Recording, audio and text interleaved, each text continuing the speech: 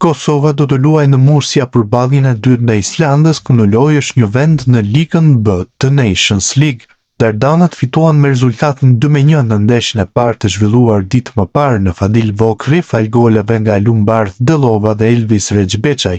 Kosova synon fitoren për të arritur të ngjitet në ligën B të Nations League dhe është shumë afër këtij qëllimi. Gjyqtar nga UEFA për të drejtuar këtë ndeshje mjaft të rëndësishme është caktuar spanjolli Jesus Gil Manzano. Ai do të asistohet po ashtu nga dy spanjoll, Diego Barbero dhe Ángel Nevado.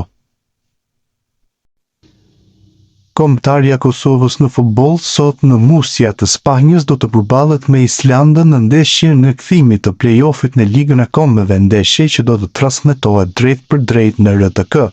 Dardanët në këtë sfidë jetë e rëndësishme në garën për kualifikim në Ligën B të Ligës së Kombeve hynë me epërsinë e lojës së parë prej 2-1, ndeshje kjo e luajtur 3 ditë më parë në Fadil Vokri.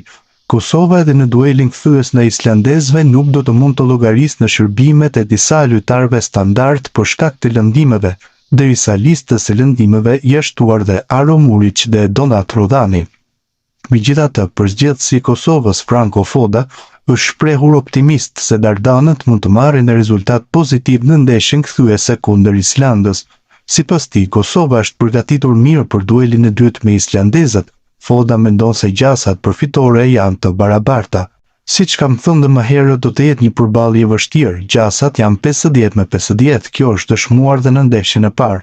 Islanda është skuadër që ka lojtarë shumë të mirë, sidomos në aspektin defensiv. Do të jetë shumë e rëndësishme për ne se si do të luajmë. Do të tentojmë të luajmë lojën tonë, të krijojmë raste dhe shpresoj se do të shënojmë gola, ka pohuar Foda. Ndeshja Island-Kosovë fillon në orën 18.